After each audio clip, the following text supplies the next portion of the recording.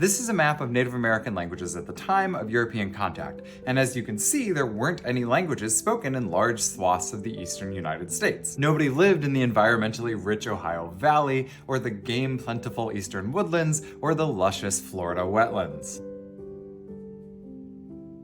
So what's going on here? Obviously people lived in these places, but the real question is, why don't we know anything about the people who lived there at the time of European contact? Especially when we know lots of things about all sorts of people who lived further west. And it's not like it was for lack of interest or lack of trying. Thomas Jefferson even wrote about how interesting it would be to collect vocabularies from languages all over North America so he could classify them into language families. There was interest in learning about Native American peoples. Probably the biggest reason for our gap in knowledge about the languages spoken in these areas is European diseases. The vast majority of Native Americans in any given region had died from European diseases long before Europeans ever made a major presence there. And one really good example of that is the story of the first Thanksgiving in Plymouth Colony in Massachusetts. The reason that the Pilgrims settled where they did in Massachusetts is because they found an abandoned village called Patuxet. The village was abandoned because 4 years prior, an epidemic had spread through the village and killed pretty much everyone,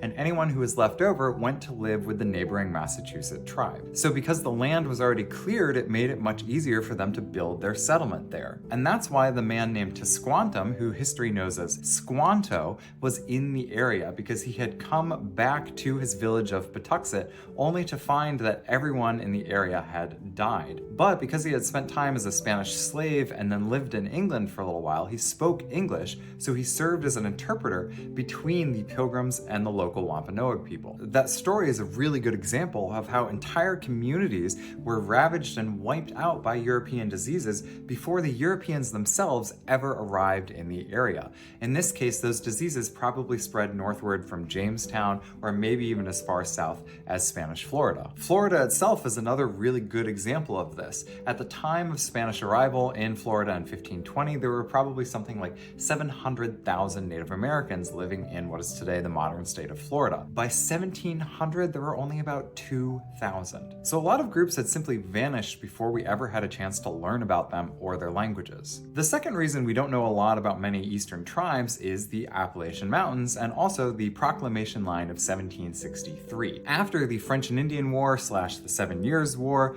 the British Crown decreed that no colonial settlers could settle west of the Proclamation Line, which basically meant no one could settle west of the Appalachian Mountains. And of course, the mountains themselves were quite the obstacle to settling further west. So this really limited our knowledge of the tribes immediately west of the Appalachians for the next several decades. And the third reason it seems like we know more about Western tribes than Eastern tribes is that we actually don't know more about what Western tribes were like at the time of European contact. By the time Europeans moved as far west as the Great Plains and California, it was already the 1800s, and a lot of communities there had been continuing to change over the course of 200 years. They had had time to recover from the ravages of the early European epidemics. So life in the 1800s in the Southwest or the Great Plains or in California was not really an accurate representation of what these communities probably looked like prior to the arrival of the Europeans. All of this would affect our perception of Native American peoples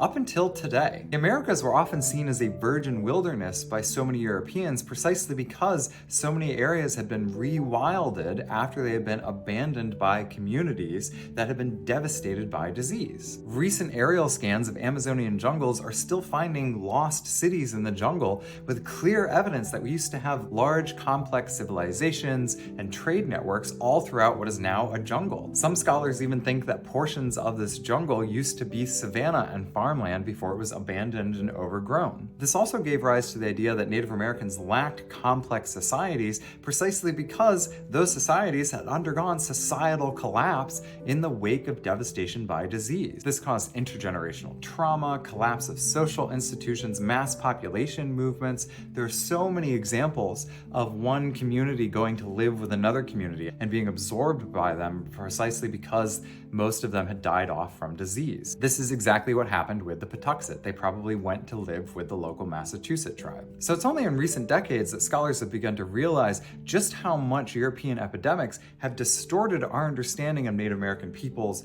and their languages, and we're realizing now that the situation was much more complex than we ever previously imagined.